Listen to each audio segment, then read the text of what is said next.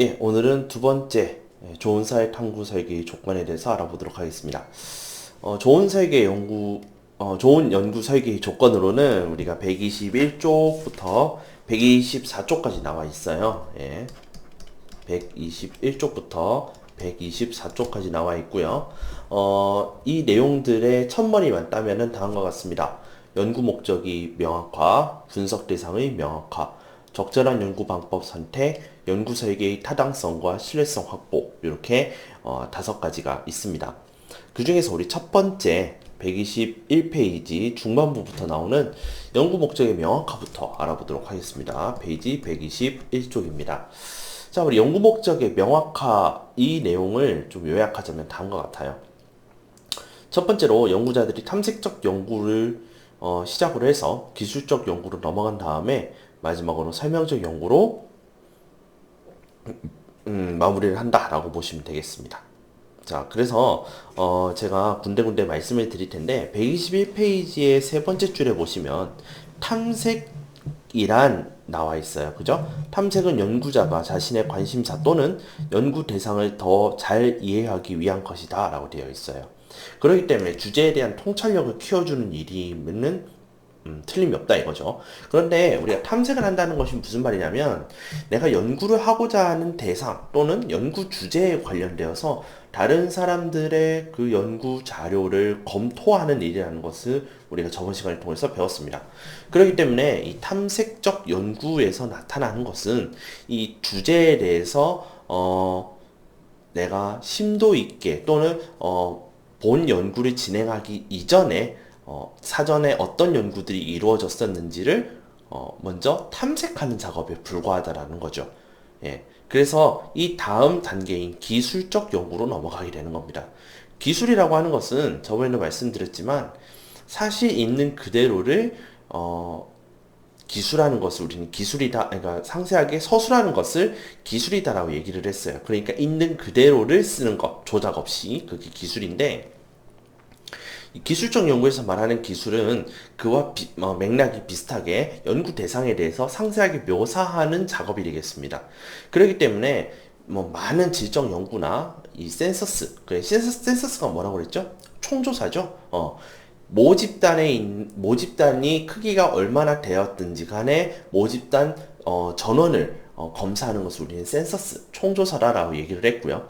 그 다음에 여론조사, 지지율조사 등등등 그런 실태를 나타내는 지표들을 가지고 상세하게 묘사하는 일을 기술적 연구다라고 이야기를 했습니다.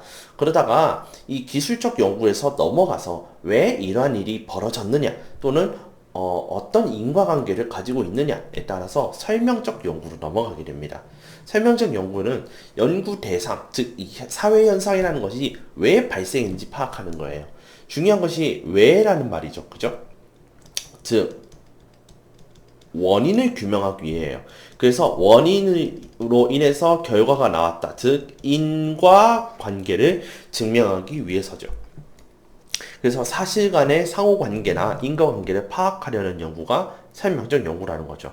결론적으로 이 연구자들이 하고자 하는 연구의 종착지는 설명적 연구가 된다는 것을 우리가 알 수 있습니다.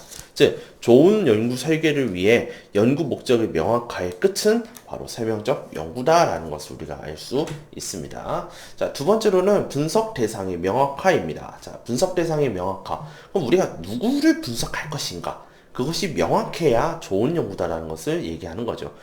자, 122페이지에 대한 내용이고요. 자, 122페이지의 내용을 요약하자면 분석할 대상을 명확하게 규정하는 것이죠. 그 여기서 말하는 분석 대상으로는 어떤 것들이 있느냐? 개인이 될 수도 있고, 사회 집단이 될 수도 있고, 사회 조직이 될 수 있고, 사회적 상호작용 또는 사회적 산물 이런 것들이 될 수가 있습니다. 그래서 여러 가지 용어들이 나오죠. 사회 집단, 사회 조직, 사회적 상호작용 이런 것들이 나오죠. 자, 먼저 사회 집단이라고 하는 것은 제가 예시를 좀 들어놨는데 팬클럽이나 또는 사회단체 같은 것들을 사회 집단이다라고 이야기를 하고 있어요. 자, 즉 소속감을 중요하게 생각하는 거지. 자, 내가 이 집단에서 가령 팬클럽을 가지고 제가 얘기를 해볼게요. 자, 팬클럽이라는 것이 무엇이냐면 내가 좋아하는 것을 것을 공유하는 거죠. 가령 우리가 BTS를 가지고 좀 얘기해 볼게요. 예. BTS라는 이 아이돌 그룹이 있는데 BTS의 팬클럽은 뭐 하는 집단이에요? 그러니까 BTS에 소속되어 있는 이 그룹원들을 에 대한 그런 뭐죠? 좋아하는 마음, 그 다음에 그들의 음악을 사랑하는 마음, 그런 것을 공유하는 집단이라는 거지. 근데 그 안에서 특정 목표를 위한 규범이나 이런 것들이 있나요? 무슨 팬클럽이 BTS를 뭐죠? 그 탑백이라고 하나요? 예. 그 미국의 빌보드 차트에 올리는데 팬클럽의 영향이 컸나요? 그거는 아니잖아요.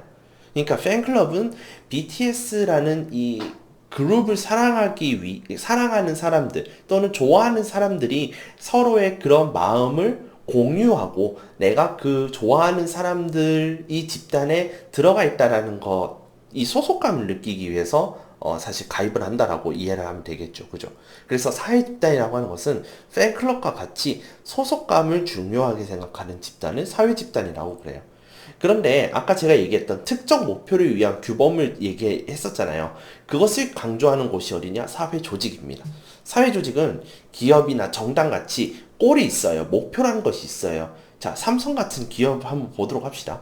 삼성이 원하는 게 뭡니까? 세계 1등 기업이죠. 세계 1등 기업이라는 목표를 위해서 모든 사람들이 그 삼성에 있는 모든 사람들이 달려나가고 있죠. 근데 그 달려나갈 때에 그런 소속감만을 중요하게 생각하지는 않습니다. 그죠? 소속감도 중요하고 애사심도 중요하지만 그들이 그 골을 향해서 나아가는데 일종의 규범 같은 것들이 존재해요. 뭐 그 회사의 전통, 문화 또는 뭐 그런 그 사규 이런 것들이 있는 거죠. 정당도 마찬가지입니다. 뭐 더불어민주당이라든지 아니면 국민의힘당이라든지 아니면 뭐 정의당 등등등 이런 정당들이 원하는 것이 뭡니까? 자신들이 원한 그런 정당을 만들 때 만들었던 그런 그 당규, 그러니까 당의 규약 같은 규칙이나 또는 뭐 정강 이런 것들 있지 않습니까? 강령 같은 거. 그 강령에 맞추어서 그 목표라는 것이 분명히 있는 거예요. 그리고 정당이라고 하는 이 조직 자체가 원하는 것이 뭡니까? 정권 획득이죠. 이 정권 획득을 위해서 규범, 그들이 정해놓은 정강이나 또는 당규나 이런 등등등 여러 가지 그 규범들이 있지 않습니까?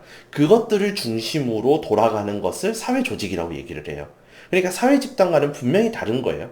다시 사회 집단이라고 하는 것은 동호회 같은 거라 생각하면 돼요. 좋아하는 것을 함께 공유하면서 내가 그 안에서 소속감을 느끼는 것을 중요하게 생각하는 집단을 사회 집단.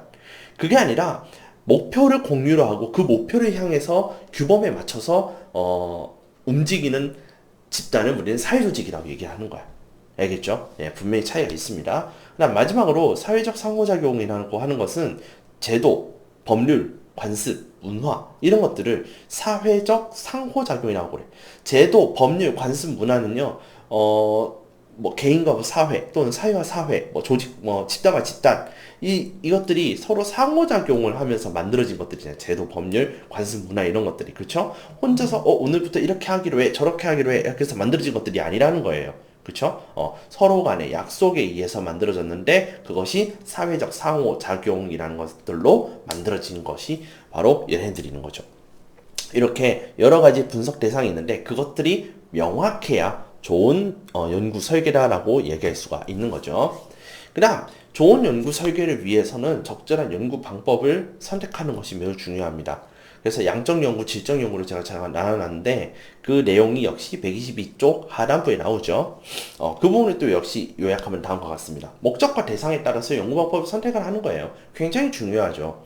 자, 연구 방법은 역시 양적 연구에 따라서 질적 연구에 따라서 조금씩 달라질 수밖에 없는데 먼저 양적 연구가 원하는 것이 뭡니까? 수량적 자료라는 거죠.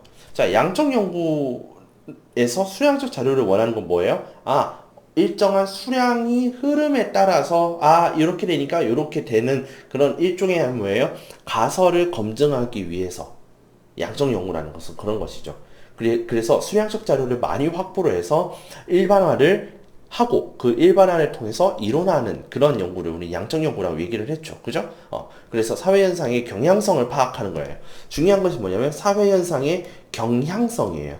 아, 이렇게 흘러나가는 추세 또는 이렇게 흘러나가는 과정, 방향 이렇다더라라고 보여주는 게 양적 연구죠. 예. 그러니까 그렇기 때문에 이 사회 현상의 심층적인 내용 또는 수량으로는 나타날 수 없는 그런 사람들의 의식이나 그런 부분에 대해선 당연히 취약점을 가질 수밖에 없는 거예요. 양적 연구의 장점은 질적 연구의 단점이 되고요. 질적 연구의 장점은 양적 연구의 단점이 되는 거죠. 그렇게 우리가 편하게 생각할 수가 있는 겁니다. 그렇기 때문에 양적 연구를 보완하기 위해서는 어떻게 되냐? 질적 연구에서 다루어지고 있는 자료를 통해서 보완을 하는 거예요. 즉 대상에 대한 깊이 있는 이해를 하면서 동시에 양적 연구가 추구하고자 하는 수량적 자료를 바탕으로 그 경향성을 파악을 하면 질적 연구에서 얘기하고 있는 사회적 행위의 의미를 깊이 있게 파악함과 동시에 그 사회 현상의 경향성도 파악을 하면서 좀 더 보완적인 그런 서로 양적 연구의 그 약점을 보완할 수 있는 또는 질적 연구의 단점을 보완할 수 있는 그런 방법이 된다는 것이죠. 질적 연구는 마찬가지입니다. 소수의 분석 대상, 즉 자료 자체가 적기 때문에 적은 대상을 가지고 깊이 있는 이해를 한다라는 거예요. 즉 사회적 행위의 의미를 깊이 있게 파악하는 것이 질적 연구의 장점이에요. 그런데 그 사회 현상의 경향성이나 또는 어느 정도 지표 또는 어떤 수량적인 그런 자료들이 없다라는 거예요. 그렇기 때문에 일반화하기가 굉장히 곤란하죠. 그래서 이 양적 연구의 자료를 바탕으로 통계 자료를 통해 단점을 보완할 수가 있는 겁니다. 즉 객관성을 담보받을 수 있는 것이죠. 자, 그 다음에 우리가 123쪽에 보시면 연구 설계 타당성 확보에 대한 내용이 나옵니다. 123쪽이에요. 자, 123쪽에는 내적 타당성과 외적 타당성에 대한 내용이 나옵니다. 자, 이 내용 지금 굉장히 어려운 내용인데, 자, 123쪽에, 하반부에 보시면은 그림이 하나 나와요. 예, 요 그림을 여러분들 보시면서 이해를 하셨으면 좋겠어요.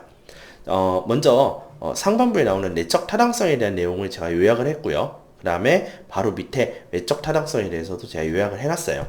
자, 그 내용을 그림으로 나타내면은 123쪽에 나와 있는 내용이 그대로 나옵니다. 네.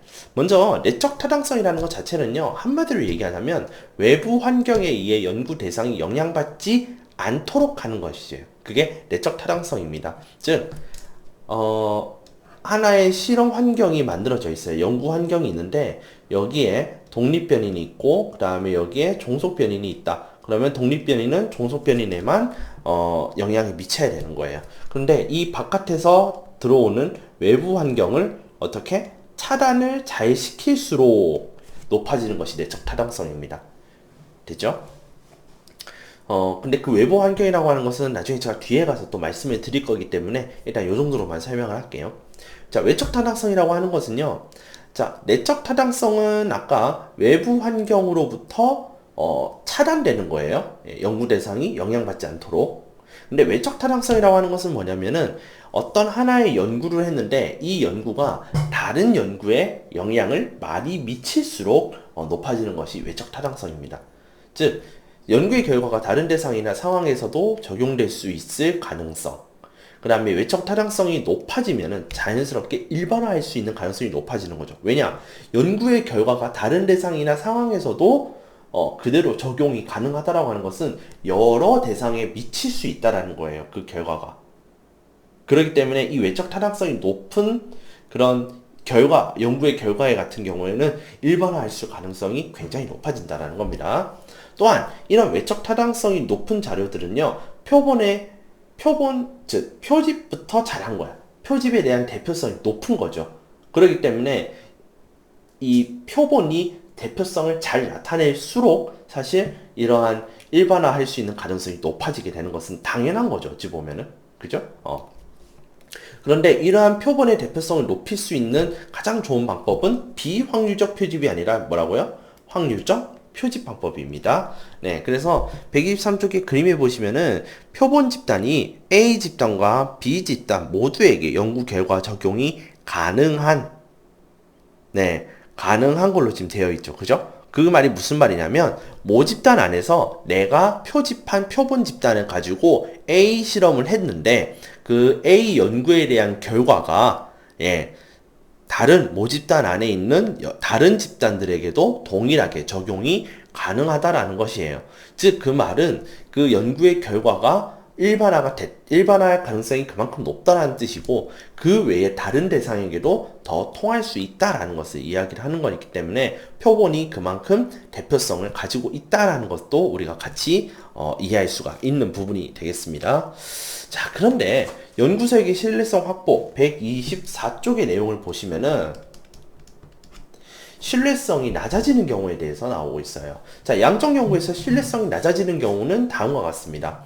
거짓된 응답을 하는 경우. 자, 우리가 신뢰성이라는 내용을 앞에서 할 때에는 뭐예요? 사실 그대로를 표현할 때 또는 사실대로 또는 정직하게 표현할수록 사실 신뢰성이 높아진다라고 얘기를 했었습니다. 그다음 두 번째, 회수율이 낮은 경우예요. 회수율이 낮은 경우, 죄송합니다. 회수율이 낮다. 그 다음에, 무응답의 비율이 높다는 말은 무슨 말이냐면, 자, 회수율이 낮다라는 것은 뭐예요? 덜 걷어온다라는 거예요. 제가 100장을 주면 20장도 못 갖고 오는 것이, 못 가지고 오면 어때요? 회수율이 낮은 거죠. 그만큼 수량화된 자료가 많지 않다라는 얘기가 되는 거죠. 사실 양적 연구에서요, 자료가 많지 않다라고 하는 것은 거의 양적 연구가 될 가능성이 굉장히 낮은 거죠. 그죠? 그 다음, 무응답이라고 한다는 것 자체가 뭐냐면, 그만큼 이 질문지법에서 얘기하는 무응답이라는 비율이 높다라고 한다는 것은 무슨 말이냐면, 그만큼 연구 대상들에게, 와닿는 질문을 하지 않는다라는 거예요. 그렇기 때문에 무응답의 비율이 높아진다는 것을 얘기하는 거죠. 이러한 경우에는 신뢰성이 낮아지게 되는 겁니다. 그 다음, 질적 연구에서 신뢰성이 낮아지는 경우는 연구자의 주관이나 선입견이 들어갔을 때 또는 고정관념이 개입되었을 때 신뢰성이 낮아지는 경우가 있고요. 또 수집된 자료를 해석하는 과정에서도 주관이 개입될 수 있어요. 예. 그러니까 내가 수집한 자료를 해석하는 과정에서 내 멋대로 해석을 했을 때, 물론 이게 굉장히 어려운 작업인 거는 맞아요. 그렇지만 최대한 그렇게 하지 않아야 함에도 불구하고 그렇게 했을 경우에는 당연히 신뢰성이 낮아진다는 것을 얘기하고 있는 거죠. 그럼 반대로 124쪽 후반부에 나오는 신뢰성을 높이는 방법에는 무엇이 있느냐? 한번 보도록 합시다. 신뢰성을 높이는 방법에는 첫 번째, 연구 대상자의 수준과 관심도를 고려하여 조사를 해야 돼요. 그렇게 해야 내가 알만한 걸 가지고 물어봐야 내가 대답을 하지. 즉 무성의한 답변을 차단하기 위함이고요. 그 다음에 연구자의 태도는 일관성 있게 유지해야 된다. 자, 만약에 면접법을 가지고 했을 때 A라는 사람이 있고 B라는 사람이 있는데 제가 A라는 사람한테는 막 아주 좋게 좋은 표정을 지으면서 이쪽으로 오세요. 여기입니다. 그 다음에 뭐 면접 이렇게 하면서 굉장히 나긋나긋하게 했고, B라는 사람한테는요, 너무 편해서 막 성질도 내고, 막 퉁명스럽게 하고, 야, 저기 앉아, 저기 앉아.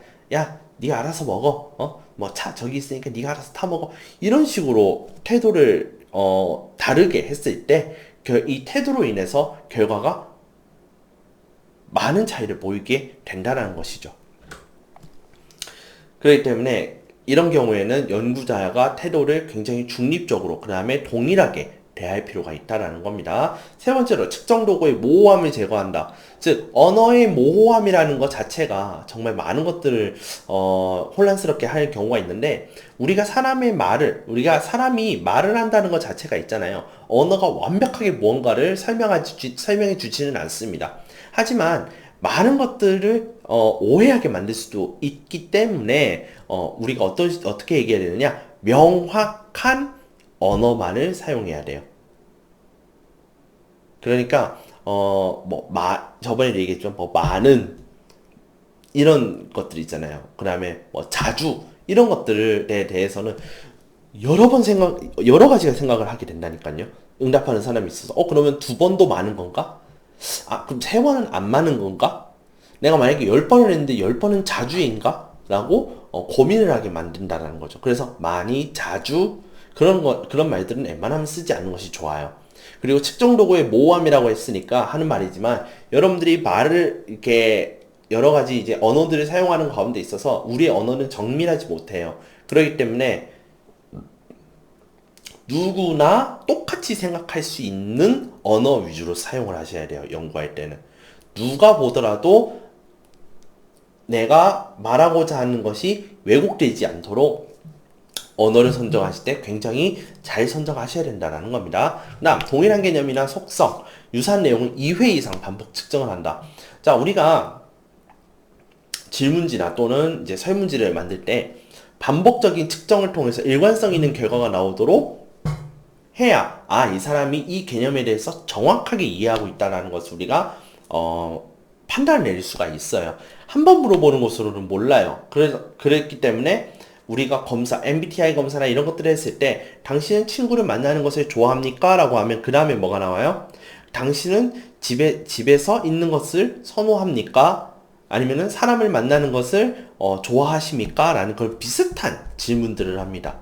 예. 그 이유가 무엇이냐면 당신이 또는 여러분들이 사교성을 가지고 있는 것이 맞는지 여러 번 검증을 해서 유사한 내용을 2회 이상 반복 측정을 통해 신뢰성을 확보하기 위해서예요.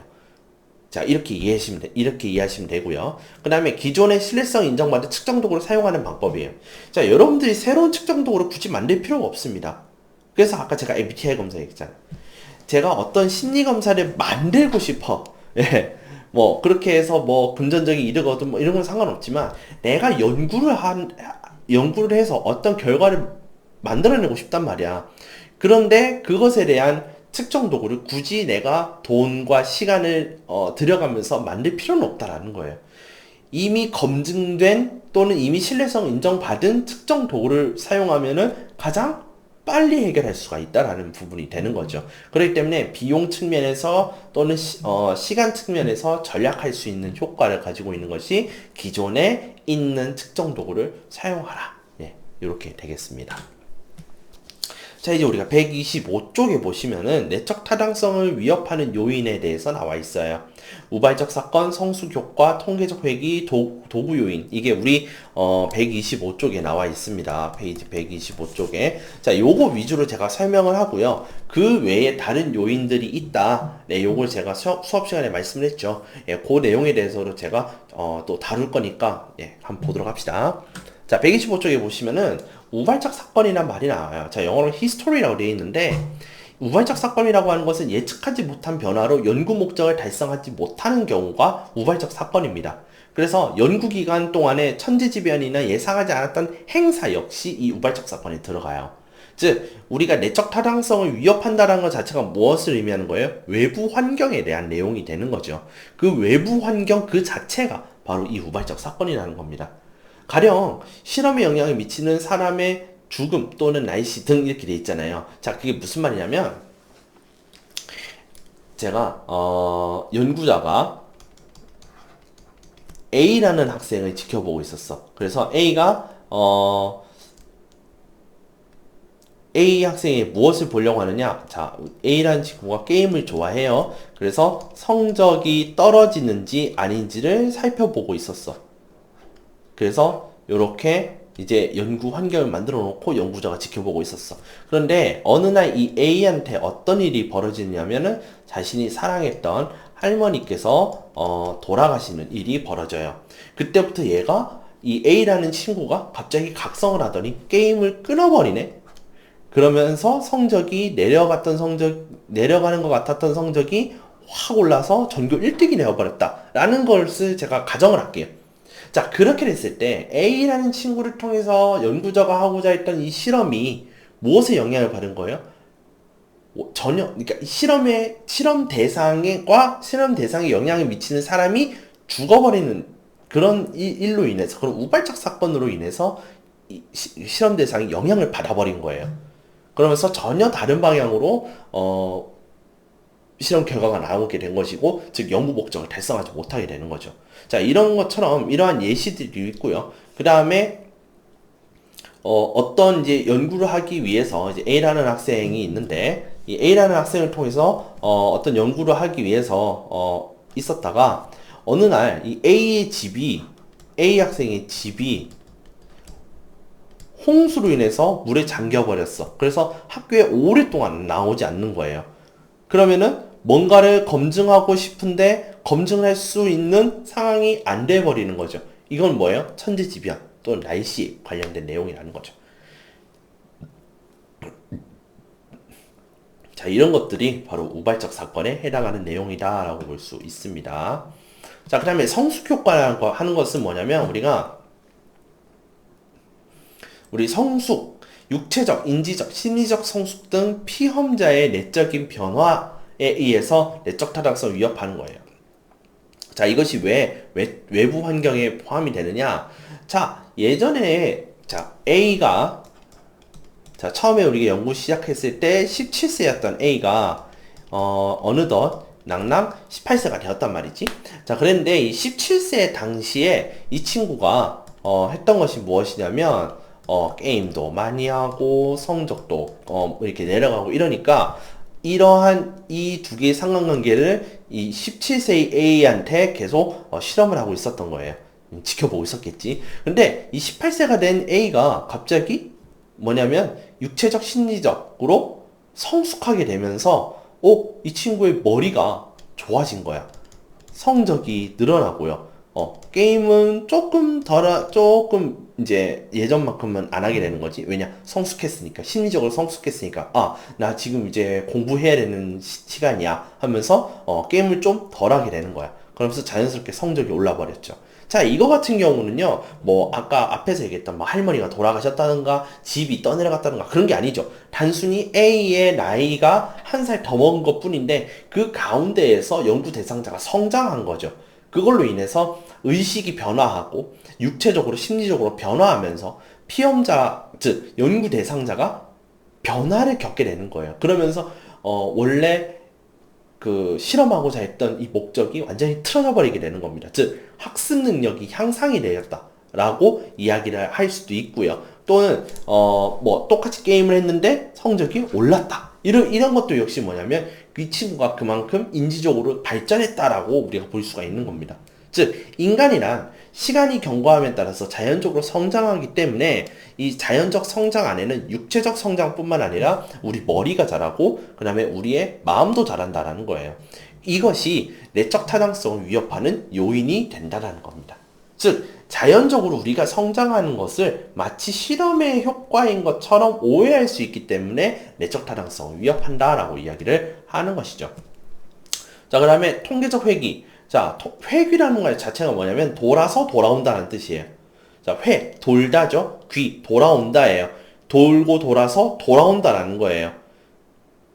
통계적으로 돌고 돌아서 돌아오는 이것이 무슨 말이냐면 여러 차례 측정이 반복될수록 돈다.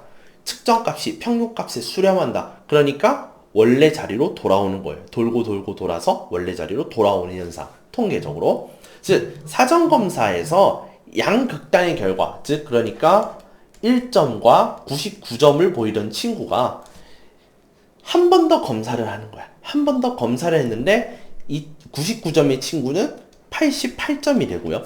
1점이었던 친구는 22점으로 올랐단 말이야. 그렇게 됐을 때 어떤 일들이 벌어지느냐? 자, 99점인 친구는 88점으로 내려가게 되고, 그 다음에 1점을 했었던 친구는 22점으로 올라오게 되는 겁니다. 그죠? 그러면 그 다음에 한 번 더 검사하면 어떻게 될까요? 또 떨어지겠지. 그러다 보면 어떻게 돼요? 이 가운데 평균점으로 수렴하게 된다는 것을 얘기하는 것이 통계적 회귀예요. 네. 그러니까 높은 점수를 받았던 사람은 점차적으로 떨어지게 될 것이고, 그 다음에 낮은 점수를 받았던 사람은 그 실험에 대해서 적응하고 이 실험에 대해서 학습을 한 결과로 인해서 자꾸 그 결과가 높아지게 된다라는 거죠. 즉, 높은 점수를 받은 사람은 낮게, 그 다음에 낮은 점수를 받았던 사람은 높게 되면서 평균값에 점점 이것들이 수렴하게 되는 그런 현상은 통계적 회귀라고 얘기를 하는 겁니다. 자, 그 다음에 우리 책에는 없지만 우리 책에 있나요? 아, 죄송합니다. 도구 요인 있네요. 미안합니다. 자, 도구의 인스트루멘테이션인데, 자, 장기간에 걸친 연구가 진행되면서 측정 도구가 달라지는 경우가 있어요. 가령 뭐 예전에 MBTI를 이렇게 했다가 MBTI라는 것은 이제 누구나 쓸 수 있으니까 뭐 어떤 뭐 비례 검사 이런 것들을 썼다고 칩시다. 그런데 우리가 검사라고 하는 것이요, 구입을 해야 되거든요, 사실. 예, 그런 이제 검사 같은 것 또는 뭐 그런 이제 검사지 이런 것들을 좀 구매를 해야 되고, 그 다음에 우리가 그걸 가지고 어느 정도 해석할 수 있는 그런 기관에 이렇게 맡길 수도 있고 하는 거예요. 그러면은 시간과 돈이 들겠지. 그런데 이런 연구가 장기간에 걸치면은 나중에 되면 그 도구를 더 이상 사용하지 못하는 경우가 있어요. 그럴 때에는 비슷한 도구로 바뀔 때도 있거든요. 그런데 이럴 경우 대적 타당성을 위협하는 요인이 발생합니다. 그게 도구 요인이죠. 검사 효과를 줄이기 위해서 사전과 사후 검사를 다른 종류로 선택했다면 사전과 사후 결과 차이에 나타났을 때 그것이 검사 도구 차이인지 프로그램 효과 때문인지 구분하기 쉽지 않다라는 거예요. 그래서 쉽게 얘기하면 예전에는 A라는 도구를 가지고 검사를 했다가, 자, 이제는 조금 바꿔서 B라는 도구를 가지고 검사를 하기 시작을 하는 거예요. 그러면은 측정 도구가 달라졌잖아요. 그럼 이 측정 도구가 A보다는 B가 쉬워서 결과가 좋아진 건지, 아니면은 정말 말 그대로 우리 연구 목적에 따라서 A와 B와 뭐 비슷한 검사임에도 불구하고 대상자들이 성장해서 성적이 그러니까 그 점수가 높아진 건지 알 수가 없는 상황이 벌어지는 겁니다. 그래서 사전검사에는 제가 그래서 좀 단적으로 얘기를 하는데, 쉽고 후한 방법으로 측정을 한 게 사전검사였다가 갑자기 어렵고 엄격하게 측정을 하게 되면 어떻게 되겠어요? 점수가 낮아지게 되겠죠. 근데 이 낮아진 것이 프로그램 효과 때문인지, 그러니까 연구에 대한 효과 때문인지, 아니면은 검사 도구가 바뀜으로 인해서 자연스럽게 나타난 현상인지는 알 수 없다라는 것을 지금 얘기하고 있는 겁니다. 자, 그 외에도 검사, 대상자 선정 편견, 실험 대상자의 탈락, 피실험 선발과의 상호작용, 그 다음에 인과관계 방향성의 애매함, 그 다음에 모방, 이런 것들이 등등등 있습니다. 그래서 이런 것들은 잠깐 그 스톱 시켜놓고 교과서에 좀 적어 놔주셨으면 좋겠어요. 자, 이거 분명히 말씀드리지만 이거 시험 문제 내도록 하겠습니다.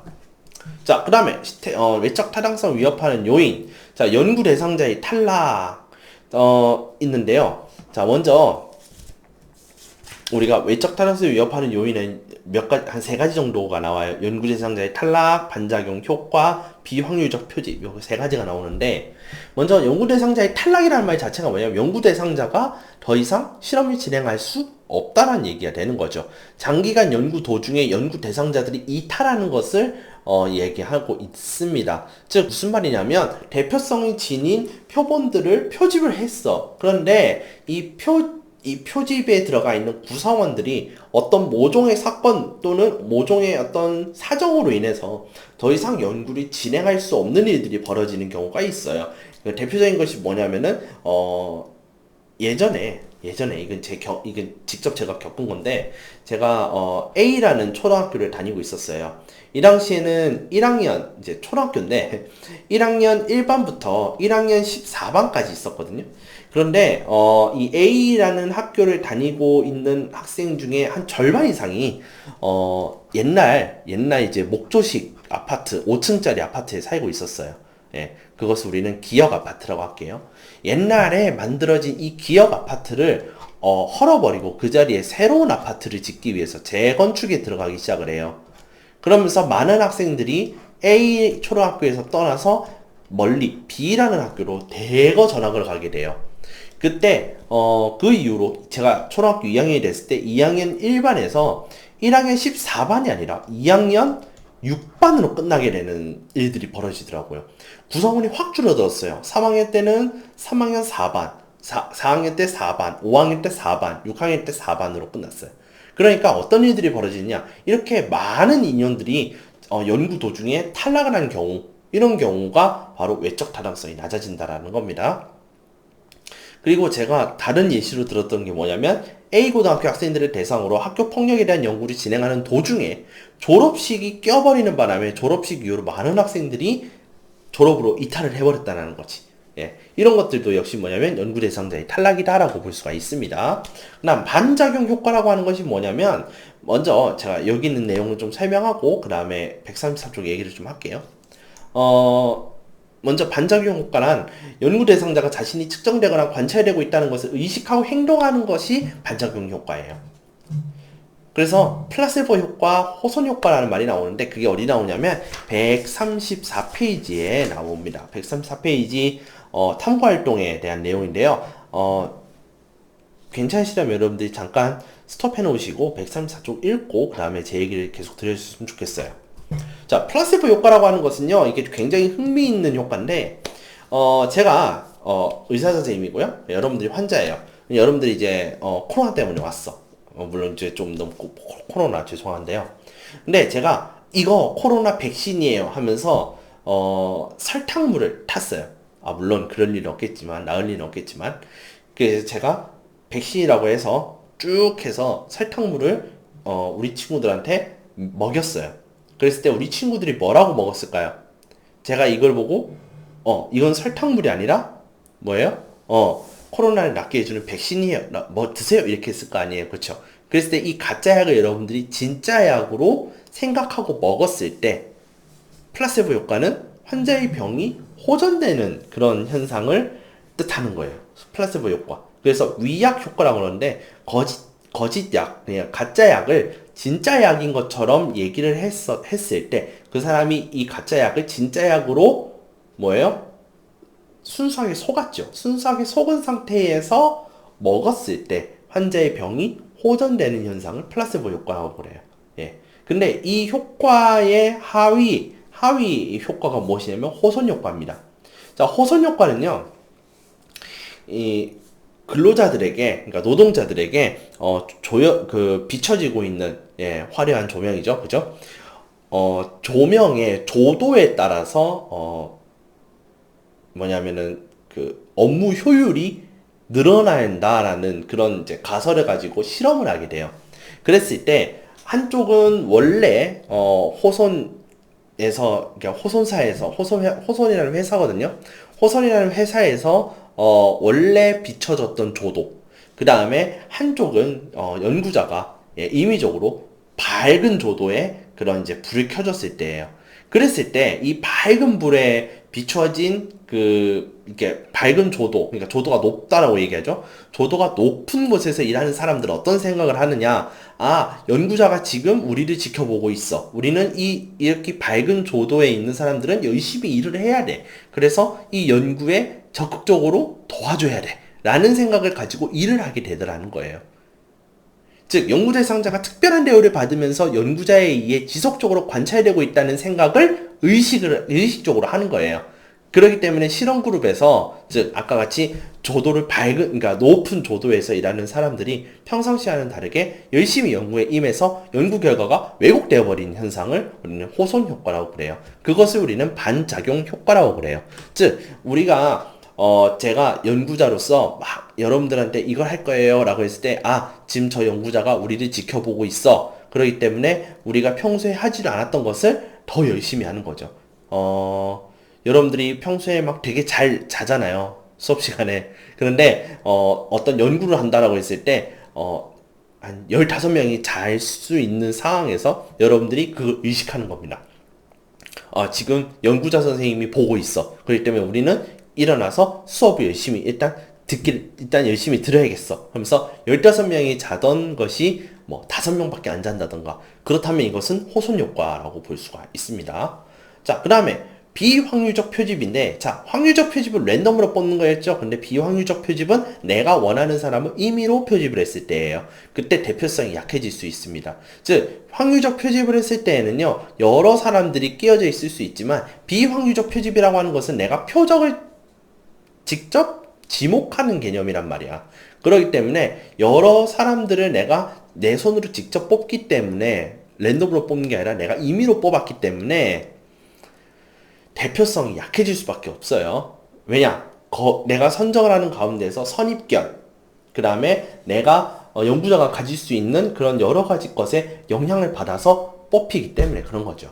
즉 예상치 못한 요인 또는 연구자의 선입견으로 인해서 실험 집단이나 통제 집단이 동질적인 집단으로 구성되지 않는 겁니다. 그래서 의도적으로 실험 집단엔 우수한 사람, 통제 집단에는 우수하지 않은 사람을 내가 임의로 표집을 했을 때 외적 타당성을 위협할 수 있는 요인이 되는 것이죠. 그래서 모집단의 일반적인 상황과 유사해야 실험의 결과를 일반화할 수가 있고요. 즉 확률적 표집을 사용하는 것이 맞다라고 얘기를 하고 있는 거죠. 그 외에도 검사 실시와 실험 처치관, 피실험자 선발과 실험 처치관 또는 중다 처치에 의한 간섭 이런 것들이 있어요. 예, 요 정도만 우리가 이야기를 하도록 하겠습니다. 자, 이제 조금만 우리 힘을 냅시다. 자, 신뢰성을 위협하는 요인에는요, 먼저 불안정한 측정 도구가 있어요. 자, 신뢰성을 위협하는 요인에는 불안정한 측정 도구가 있는데, 자, 불안정한 측정 도구라고 하는 것은 측정 도구 자체를 신뢰하지 못하는 결과를 얘기를 하고 있습니다. 자, 넘어갈게요. 이 정도만 하고 넘어갈게요. 그 다음에 신빙성 없는 문헌 기록. 자, 문헌에 대한 내용이 진짜인지 아닌지 거짓 여부를 판단을 해야 돼요. 그런데 그것을 판단할 수 없을 때 또는 이거 판단할 만한 담보를 그러니까 이게 맞다라고 담보할 수 있을 만한 무언가가 없을 때는 이런 신빙성이 떨어지게 되는 것이죠. 또한 이 문헌 기록 자체가 혹시 표절일지 아닌지도 우리가 의심을 할 수밖에 없는데 그런 경우에는 문체, 필기체, 표절 이런 것들은 모두 다 살펴보고 본인 것이 맞는지까지 우리가 살펴봐야 됩니다. 근데 그렇지 않았을 경우에는 신빙성 없는 문헌 기록으로 봐서 신뢰성이 떨어질 수밖에 없다는 것이죠. 그 다음에 연구 대상자의 거짓된 응답도 신뢰성을 위협하는 요인이 됩니다. 자, 연구 대상자의 주변 환경으로 인해서 응답이나 반응이 달라질 수가 있는데 특히 기분 나쁠 때 제가 질문지를 준다든지 그 다음에 여러분들이 기분이 아주 좋을 때 질문지를 줬을 때 그 응답이나 반응이 달라질 수 있다라는 것이죠. 예. 자, 그래서 이제 우리가 또 넘어가서요. 128쪽. 예. 128쪽. 자, 우리 힘냅시다. 이제 거의 끝나갑니다. 양적 연구 타당성과 신뢰성인데요. 자, 특정 도구의 타당성에는 세 가지가 있어요. 내용, 기준, 개념입니다. 자, 내용 타당성은 연구 대상의 속성들 중 일부만 측정했을 때 훼손되는 것을 우리는 내용 타당성이다 라고 이야기합니다. 우리 책 128페이지를 좀 볼게요. 자, 그 중에 일부를 제가 좀 읽어 드리겠습니다. 특정 단원의 문제만 출제되었다. 예. 자, 우리가 기말고사라고 해서 제가 시험 범위를 이렇게 정해 드렸잖아요. 그런데 3회 1단원만 가지고 25문제 다 냈어. 그럼 3회 2, 3회 3을 공부하는 사람들은 어떻게 돼요? 문제가 되겠죠.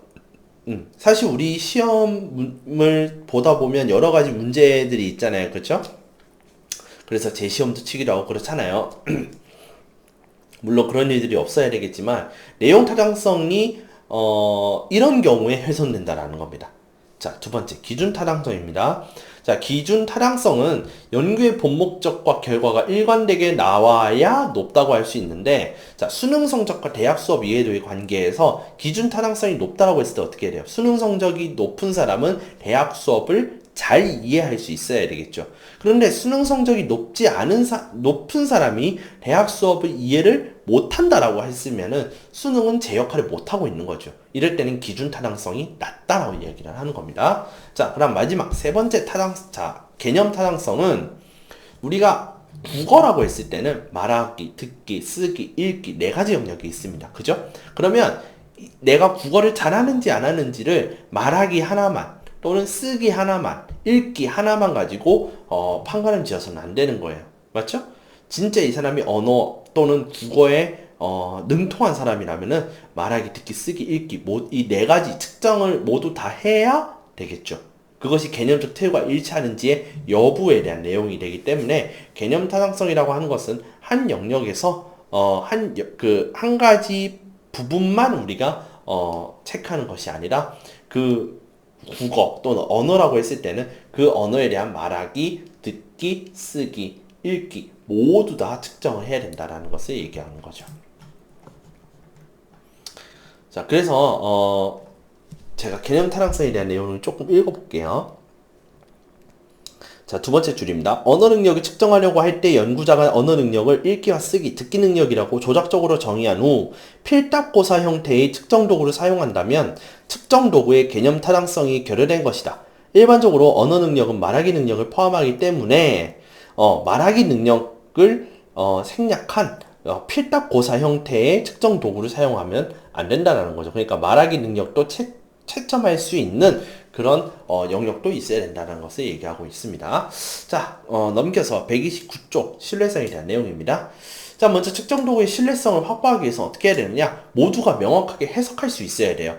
자, 모두가 똑같이 해석할 수 있어야 된다. 그러한 문구로, 언어로 질문지를 작성하셔야 돼요. 그 다음에 답변의 일관성을 위해 유사한 질문을 2번 이상 반복해요. 동일한 질문이 아니라 유사해요. 비슷한 질문이에요. 똑같은 걸 물어보더라도 다르게 질문하셔야 됩니다.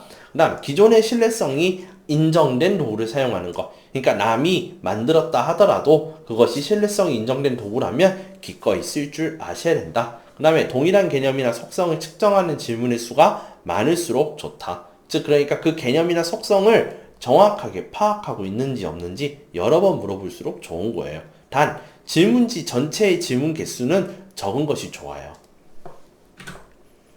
자, 그 다음에 넘겨서 실험 설계의 타당성에 대한 내용을 보도록 합시다. 예, 얼마 안 되니까 금방 볼 거예요.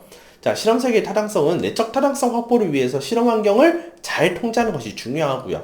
내적 타당성을 통하여 일반화가 가능하도록 설계를 하는 것이 중요해. 즉, 내적 타당성 확보를 위해서 실험 환경을 잘 통제하고 거기에서 나오는 결과를 다른 대상들에게도 통할 수 있도록 내적, 외적 타당성을 키우는 것이 매우 중요합니다. 그 얘기를 지금 하고 있는 거예요. 그 다음에 설문지의 회수율과 응답은 통상 회수율 50에서 70% 정도가 되면은 그 설문지는 인정받을 수 있어요. 그렇기 때문에 되도록이면은 회수율 높이는 데에 좀 중점을 기해할 필요가 있습니다. 또한 그 설문지 자체가 쉽고 간결하게 작성해서 오해 없도록 하는 것이 중요해요. 그리고 설문조사의 주체를 밝히는 것도 굉장히 중요합니다. 그래서 이 설문조사를 실시한 사람이 어떤 사람들이고 이 설문지가 어디에 영향을 미치게 되는지 소개하는 것도 어찌 보면 굉장히 중요한 내용이다라고 볼 수가 있어요.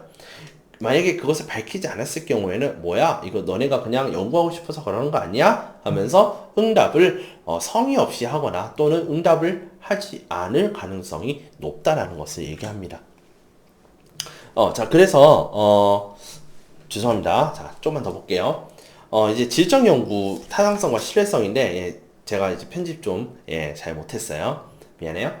132쪽에 대한 내용입니다. 자, 132쪽이고 관찰 자료의 타당성과 신뢰성에 대한 내용을 보도록 할게요. 관찰 자료의 타당성과 신뢰성은 연구자의 개인적 주관이나 편견 없이 사실 그대로 기록하는 것을 이야기하고 있고요. 그 다음에 믿을 만한 현지 기록을 남기는 것도 굉장히 중요합니다. 예.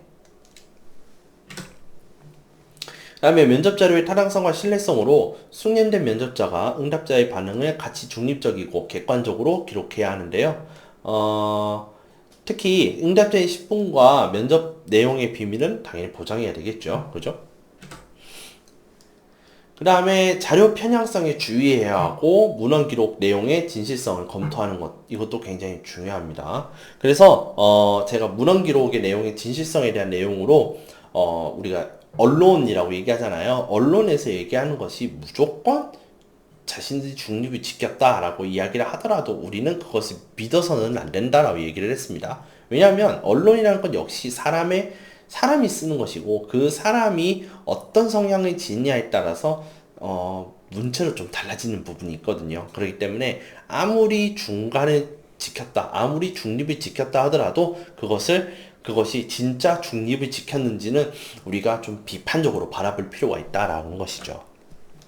이제 진짜 끝났고요. 다음 시간에 우리가 연구 윤리에 대해서 한번 공부해 보도록 하겠습니다. 고생하셨습니다.